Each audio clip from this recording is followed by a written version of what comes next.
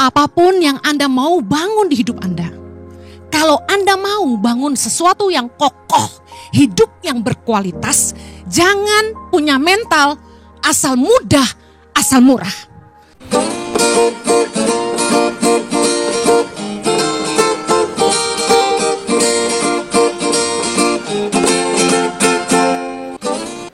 Berbicara lewat kebenaran firman-Mu, biar membangkitkan iman, memberi pengertian, mengajar, menegur, dan membuat hidup kami lebih baik.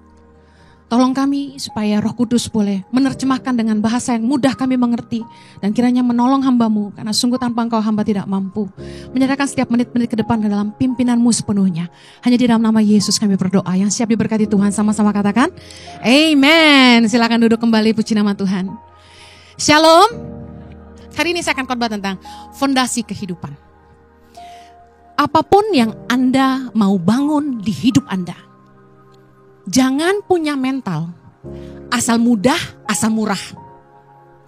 Apapun yang Anda mau bangun di hidup Anda, kalau Anda mau bangun sesuatu yang kokoh, hidup yang berkualitas, jangan punya mental asal mudah, asal murah. Matius 7 ayat 24 sampai 27 dengan judul perikop 2 macam dasar. Kita baca sama-sama 3, 2, 1. Setiap orang yang mendengar perkataanku ini dan melakukannya, ia sama dengan orang yang bijaksana yang mendirikan rumahnya di atas batu. Kemudian turunlah hujan, datanglah banjir, lalu angin melanda rumah itu. Tetapi rumah itu tidak rubuh sebab didirikan di atas batu. Tapi setiap orang yang mendengar perkataanku ini dan tidak melakukannya, ia sama dengan orang yang bodoh yang mendirikan rumahnya di atas pasir.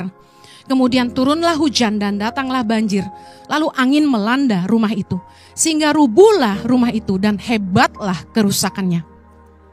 Yesus mengajarkan kepada kita, kalau kita mau bangun apapun di hidup kita ini, dan kita mau bangun itu menjadi sesuatu yang kokoh, kuat, dilanda badai tidak roboh, kita harus bangun itu di atas batu. Yang pengertiannya Yesus bilang harus di atas dasar kebenaran dan ketaatan kepada Tuhan. Orang dengar firman tapi tidak melakukan, itu fondasi pasir kata Yesus. Artinya, kalau kita mau bangun apapun di hidup kita, mau bisnis, mau pekerjaan, bangun keluarga, bangun karir, pastikan Anda bangun di atas kebenaran dan ketaatan kepada Tuhan. Taat sama panggilan Tuhan. Tadi pagi waktu saya siap-siap, tiba-tiba Roh Kudus bisikin gini, kasih tahu sama jemaat, saya enggak tahu pesan ini buat siapa. Taatlah pada panggilan Tuhan. Lakukanlah dengan cara Tuhan. Apapun yang Tuhan mau dalam hidupmu, bangunlah itu di atas dasar kebenaran dan ketaatan kepada Tuhan. Ada 2 tipe orang yang membangun, Yesus jelaskan. Yang pertama orang yang bijaksana, dia bangun di atas dasar batu. Yang kedua orang yang bodoh, dia bangun di atas pasir. Atau saya merenungkan, luar biasa gini. Roh Kudus tuh bisikin saya ketika saya lagi tidur. Dia bilang gini, Henny, perbedaan antara orang bangun di atas batu dan pasir tuh ini. Yang pertama, bangunan yang kokoh itu tidak mudah. Bangunnya susah. Anda kalau mau bangun apapun yang berkualitas dan kokoh, Anda harus tahu itu tidak mudah. Ada harga yang harus dibayar. Saya kasih contoh. Taat kepada panggilan Tuhan tuh gak mudah. Saya kasih contoh ya. Awal-awal saya memberi diri melayani di Indonesia, itu saya baru mulai pelayanan lagi 2008. Karena Chloe Zoe baru saya bawa pulang ke Indonesia itu 4,5 bulan. Saya jadi full time mom 2 tahun. Lalu saya memutuskan kembali pelayanan karena panggilan Tuhan. Tuhan tegur saya lewat khotbah, lewat pemimpin rohani. Akhirnya saya kembali melayani. Itu 2008 setelah Axel lahir. Meninggalkan anak-anak, apalagi bayi yang baru lahir, itu gak mudah. Ibu-ibu katakan amin. Di saat saya lagi ASI, ibu-ibu yang pernah menyusui pasti ngerti. Sakitnya setengah mati, karena ASI gak bisa dikasih. Saya harus secara manual memompa ASI saya dan membuang itu di seluruh daratan Indonesia. Sedih gak? Di rumah anak nangis butuh ASI. Dan saya berlimpah ASI dan saya buang. Di NTT, di Kalimantan, di Mentawai. Sambil merintis tangan pengharapan, saya tuh mompa ASI dan buang. Bayangkan. Nggak mudah. Taat sama panggilan Tuhan tuh nggak mudah. Ada lagi. Saya tuh awal-awal pulang ke Indonesia, waktu kami dapat kesempatan pelayanan di Bandung. Saya tuh sempat bilang gini sama suami saya, udah kamu aja yang full time pelayanan khotbah, saya mau bisnis. Keluar dari panggilan lagi ya. Saya bikin warung ronde di Dago Pakar. Gak becus masak, bikin ronde. Hancur saudara. Saya minta tolong temen, ajarin saya. Bikin warung nasi goreng. Sepi, Dago Pakar kan orang naik ke The Valley, ngapain mampir ke warung saya? Di ruko situ, yang ada Alfamartnya. Saya demi laku jual nasi goreng 5.000 saudara. Ora, untung. Saya menemukan keluar dari panggilan itu, tidak taat sama Tuhan, itu bikin susah diri sendiri. Kita berusaha nolong diri sendiri, mengandalkan kekuatan sendiri, kata firman Tuhan terkutuk. Tidak disertai Tuhan. Tapi waktu saya mulai taat sama panggilan Tuhan, Anda pikir langsung enak? Enggak. Jangan dikira langsung enak, langsung viral. Bukan viral. Yang ada tuh kita keriting saudara, spiral.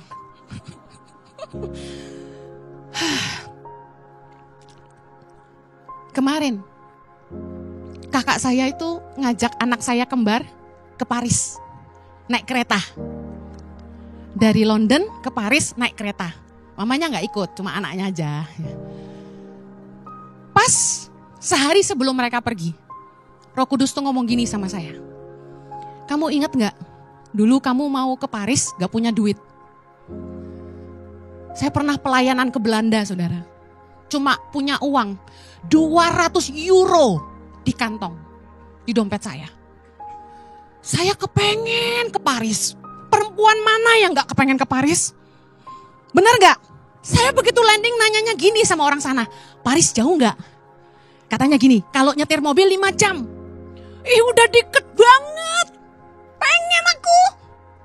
Aku bilang, Jojo, aku mau ke Paris. Suamiku kan bokek. Jadi dia cuma senyum. Tapi duit kita cuma 200. Gimana? Terus saya tanya, naik kereta berapa? Zaman itu bokek ya. Kan kita baru pulang dari Australia menyerahkan diri. Rumah dijual, bisnis ditutup ya kan. Kita gak punya uang, coba berhidup dari pelayanan. Taat sama Tuhan itu gitu. Pas ditanya harga keretanya lebih mahal daripada uang di kantong saya. Mimpi tinggal mimpi. Paris goodbye, haleluya. Tapi saya kasih tahu. Ada orang yang bayarin saya sama Jojo. Habis saya khotbah, jedes. Orang itu datang dan bilang gini.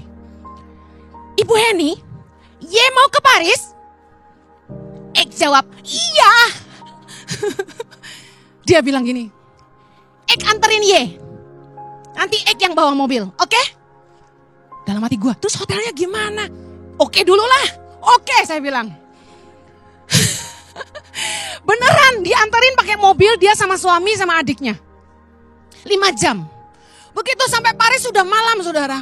Saya langsung bilang gini, Menara Eiffel di mana? Udah itu dulu lah, ya kan? Karena dia cuma punya waktu sehari nganterin saya. Jadi kita ke sana, saya foto sambil lompat. Yes, haleluya gitu. Saudara harus tahu. Kemarin Roh Kudus ingetin saya. Kamu dulu mau ke Paris naik kereta gak punya duit.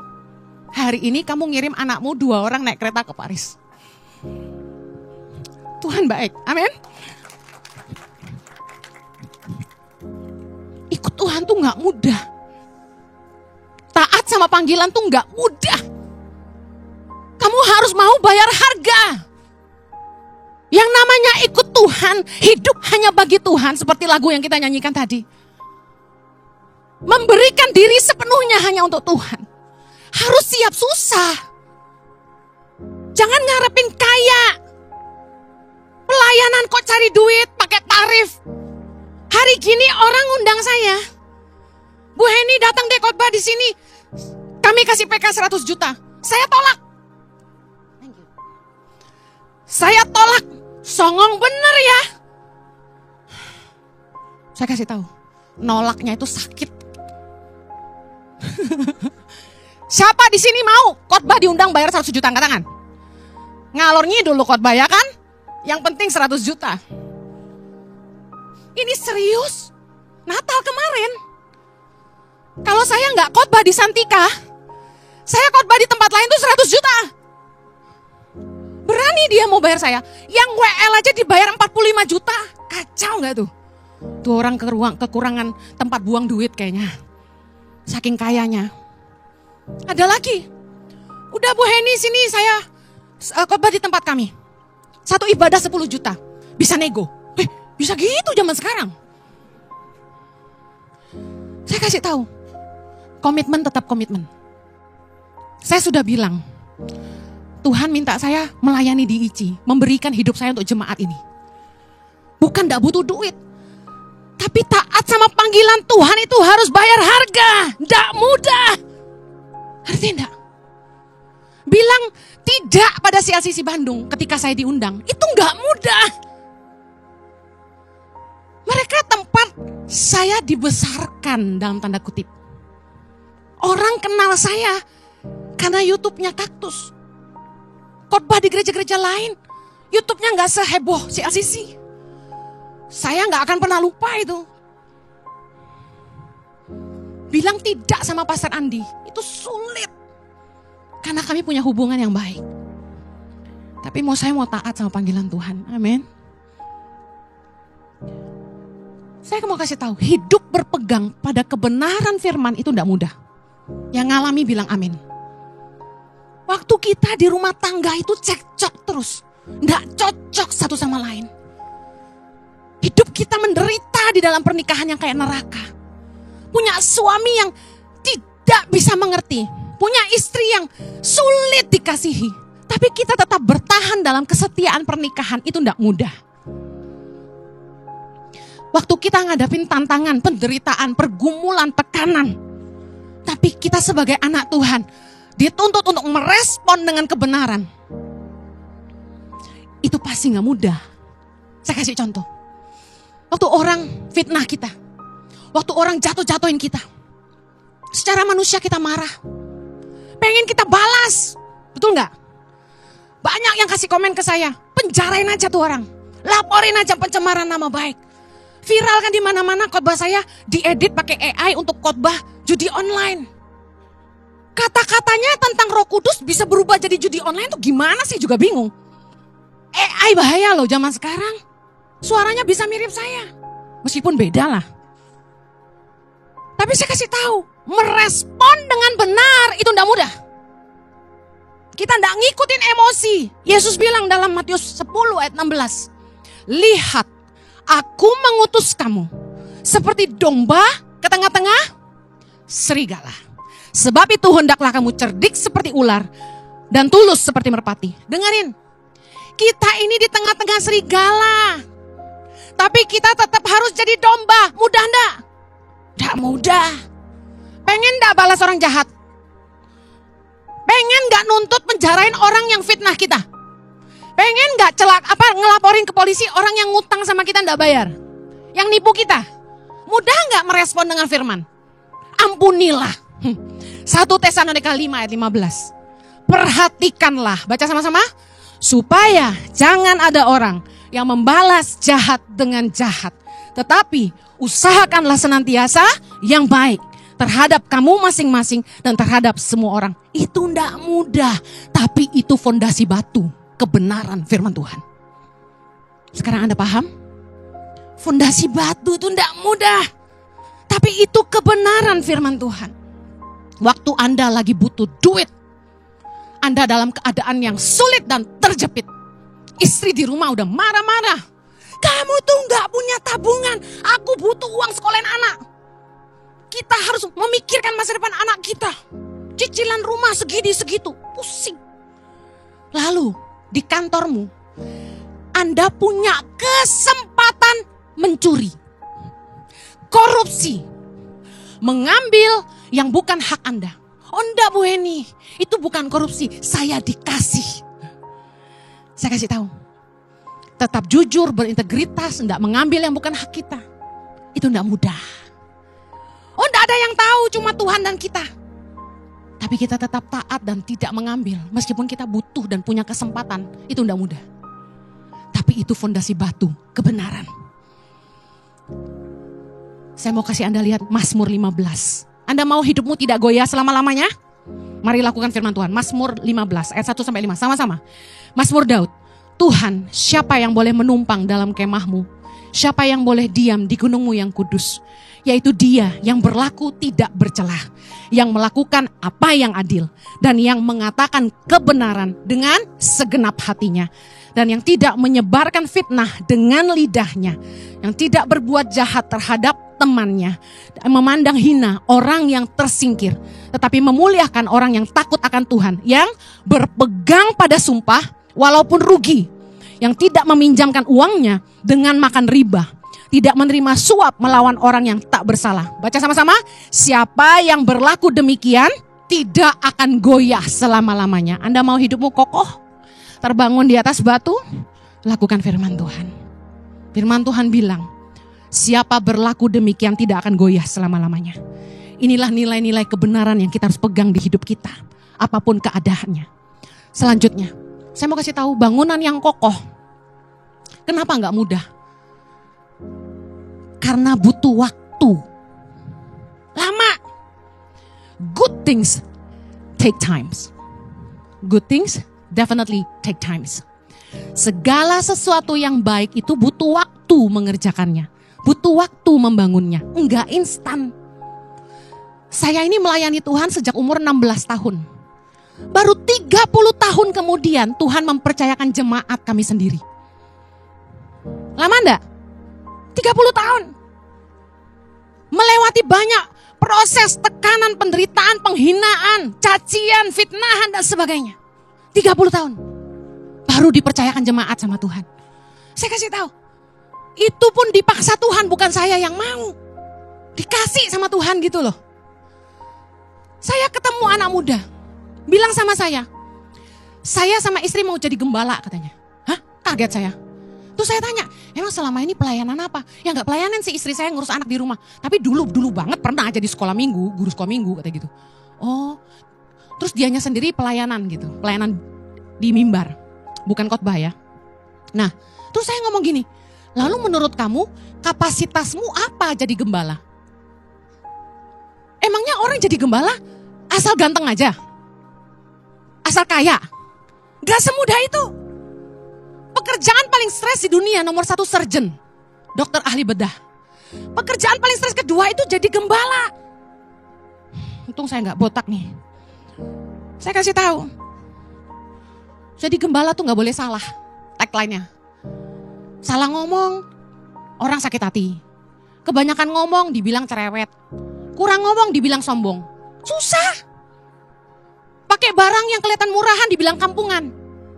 Pakai barang mewah dikit dibilang sok kaya, makan duit jemaat. Keluar negeri dibilang makan uang gereja.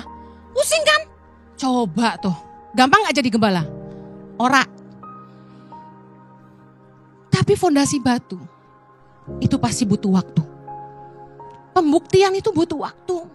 Kesetiaan itu butuh waktu. Untuk sembuh butuh waktu. Kalau kita sabar, menjalani panggilan Tuhan dalam ketaatan, sabar, pegang firman Tuhan dalam kehidupan. Tidak ikut cara-cara dunia. Percayalah, apapun yang kita bangun di hidup kita akan kokoh. Katakan amin. Yang berikutnya, yang nomor 2. Bangunan yang kokoh itu tidak murah. Anda tahu waktu kita bangun rumah, yang paling mahal dan paling lama itu bangun fondasi. Dan yang memakan uang paling banyak itu adalah fondasi dan strukturnya. Bukan pintunya, bukan keramiknya. Anda mau pakai granit semahal apapun, fondasi itu mahal sekali. 2/3 biaya tuh bangun konstruksi. Nah, banyak orang yang terkecoh. Yang penting tampak luar. Bangun rumah murah-murah, fondasinya pasir.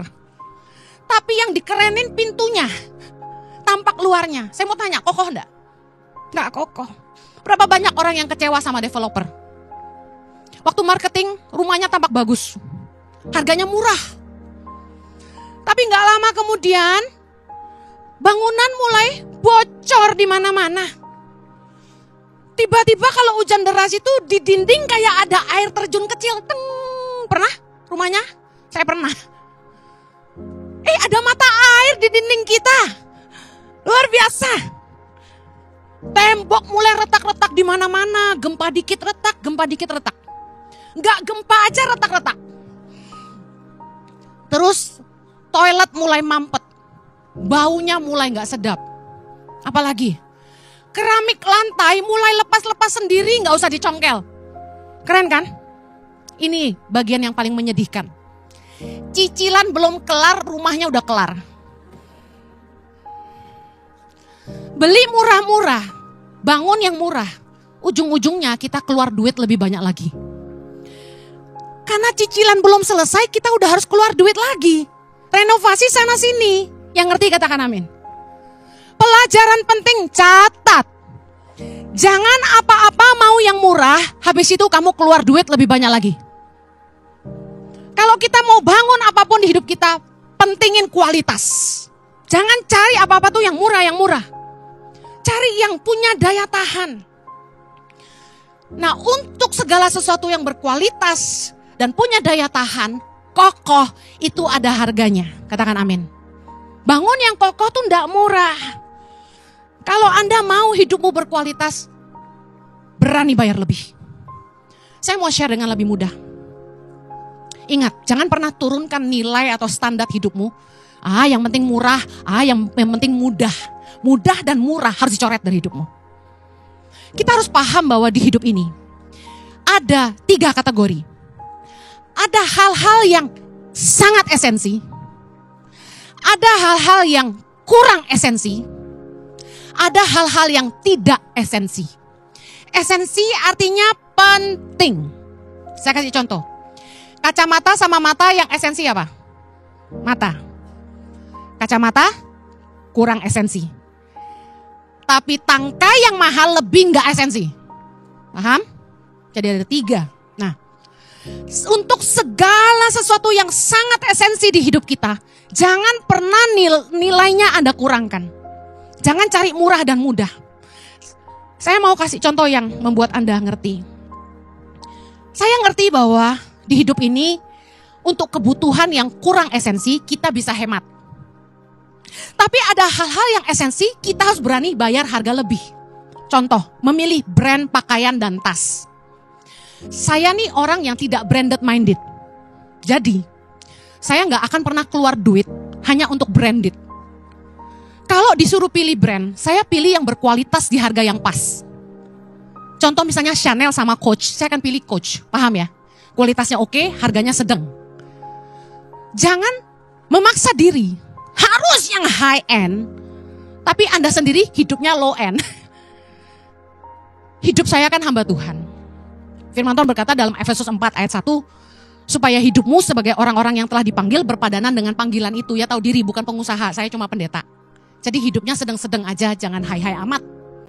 Nah, bagi saya, membeli tas branded dan pakaian branded itu enggak jadi prioritas dalam spendingnya saya, dalam pengeluaran saya. Tapi, catat ini, apapun yang berdampak pada kesehatan, pada kesejahteraan, kenyamanan dan keamanan keluarga saya, bagi saya itu prioritas. Contoh, saat liburan keluarga, saya itu sudah planning jauh-jauh hari, setahun, cari tiket yang murah, pesawat yang oke tapi tiketnya murah, cari hotel minimal bintang 4. Kenapa? Saya perhatikan, ada keluarga yang ngirit kalau ngajak keluarga jalan-jalan. Memang harus sesuai kantong ya, kita enggak usah maksa. Kalau Anda mampunya bintang 3, monggo. Tapi jangan bintang 1. Makanya liburan keluarga itu harus ditabung. Kenapa? Karena kita kan mengasihi keluarga kita. Kita mau ngasih liburan yang berkualitas sama mereka. Jangan yang namanya liburan yang harusnya menyegarkan, malah membuat mereka susah. Saya perhatikan orang kalau bawa keluarga liburan, saking ngirit itu, nyimpen stok pop mie banyak banget di koper. Demi tidak sarapan di hotel, anak diseduhin instan-instan. Ganti dari mie ke bubur, Nanti biskuit dan susu. Dulu saya pernah gitu. Ini bertobat, versi bertobat. Kalau kita liburan keluarga tuh kasih yang terbaik. Kalau tabungan belum cukup jangan pergi. Mending gitu. Giliran beli tas branded berani. Tapi ngasih makan anak yang instan gimana sih? Harus ngerti mana yang dihemat, yang kurang esensi. Yang esensi jangan dihemat, katakan amin ibu-ibu. Saya jengkel loh. Giliran buat hotel, ngirit bintang 1. Kasian banget. Makan yang instan-instan. Jangan bayar sarapan di hotel ya nak, mahal. Tapi giliran Elvi beli. Gimana sih? Kita mesti ngerti mana yang esensi, mana yang kurang esensi. Lagi, beli anak kacamata. Anak saya kan matanya minus sudahan, harus pakai kacamata. Saya suruh dia bikin kacamata. Nah, lensa yang bagus tuh mahal, ngerti yang pakai kacamata pasti paham. Kenapa? Pertama anti radiasi, lalu juga sinar segala macam kita ngelihatnya lebih clear. Nah, saya bilang kalau lensa jangan ngirit, karena itu penting buat penglihatan. Tapi kalau frame-nya nggak usah yang Prada, nggak usah yang Versace, Gucci, Chanel. Buat apa lu gaya-gaya? Yang penting itu lensanya. Nah, yang giliran kayak gini-gini, saya perhatikan orang yang pelit tuh ngiritnya nggak boten-boten. Anaknya beli kacamata diomelin, jangan yang 3 juta, di 400 ribu aja. Loh, 400 ribu tuh kacamata kayak gimana? Kacamata baca saya bilang. Coba cariin yang lensanya bagus, harga segitu saya ikut. Nggak ada. Untuk segala sesuatu yang kokoh di hidup ini nggak murah.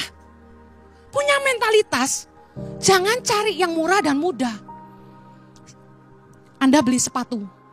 Dulu saya suka cari sepatu yang sale. Yang modelnya luarnya bagus. Tapi saya perhatikan gini. Saya coba-coba di airport transit gitu. Saya masuk ke toko-toko branded. Pura-pura mau beli. Sebenarnya tujuannya cuma mau ngerasain. Kenapa sepatunya 25 juta? Rasanya kayak apa? Kayak Cinderella. Saya masuk. Excuse me. Can I have size 38? Oke. Cobain. Kok sakit? Baru pakai aja udah sakit. Branded malah sakit. Kakiku murahan. Anggap gitu aja, bener gak? Akhirnya saya gak jadi beli. Saya bilang sorry, my feet is too hurt. That's okay. Alasan, memang gak mau beli juga. Nah, saya kasih tahu. Kenapa sepatu penting? Kita beraktivitas paling banyak tuh berdiri. Jalan sana sini. Betul? Apalagi pengkhotbah. Sampai farises saya karena berdiri terus. Saya kasih tahu. Sepatu tuh menopang bobot tubuh kita. Pinggang saya dulu suka sakit. Terus saya kalau bawa tur ke Israel, pulang itu kayak orang cacat terkapar gak bisa berjalan tuh loh. Karena kakinya sakit semua. Sampai satu hari saya menemukan satu brand yang ternyata dia bagus untuk tulang dan untuk kaki. Sejak itu saya kosongin lemari saya buang semua. Segala yang tampak luar bagus itu, semua yang ada merek itu, saya kasih tahu. Nggak menopang hidup saya. Seringkali kita cuma mentingin tampak luar kita bagus, tapi hidup kita rapuh. Fokusnya tuh cari apa yang membuat hidupmu tuh kokoh. Kamu tuh sehat. Jangan cari yang murah-murah. Saya kasih tahu di hidup kayak saya, 17 tahun tangan pengharapan berdiri.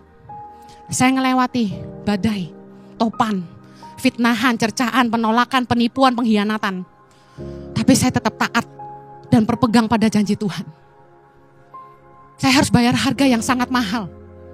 Kesehatan saya sendiri saya korbanin. Hanya demi nolong anak-anak Indonesia. Yang notabene tangan pengharapan enggak kasih apa-apa kok untuk saya. Tapi untuk taat sama Tuhan tuh enggak murah. Saya yakin gini. Kalau Anda mau bangun apapun yang kokoh di hidup Anda, pastikan gini, selalu lakukan apa yang sesuai dengan kebenaran. Itu yang saya selalu pegang. Saya bikin begini sesuai firman Tuhan enggak? Saya selalu mau pastikan firman Tuhan itu enggak cuma saya baca, tapi saya lakukan. Saya hidupi. Kasih itu enggak cuma di mulut, tapi saya hidupi.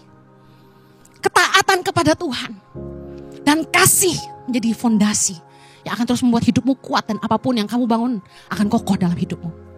Saya berdoa, Anda tidak punya mental cari yang murah dan yang mudah. Karena apapun yang kuat itu tidak pernah mudah dan tidak pernah murah. Yang mengerti katakan amin. Kita berdoa.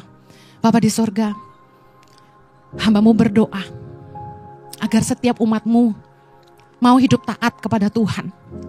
Taat sama firman Tuhan. Mungkin mereka ada yang sudah jadi Kristen puluhan tahun, belasan tahun.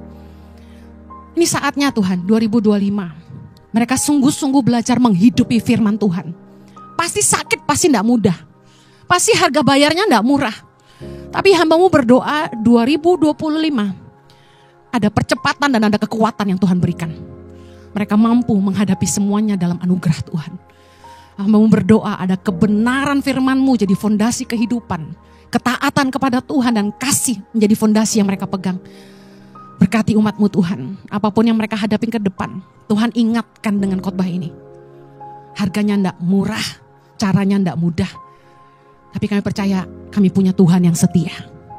Terima kasih, berkati umat-Mu. Aku percaya apapun yang mereka bangun ke depan pasti kokoh berdiri dan disertai Tuhan. Di dalam nama Yesus yang diberkati Tuhan, sama-sama katakan, Amen.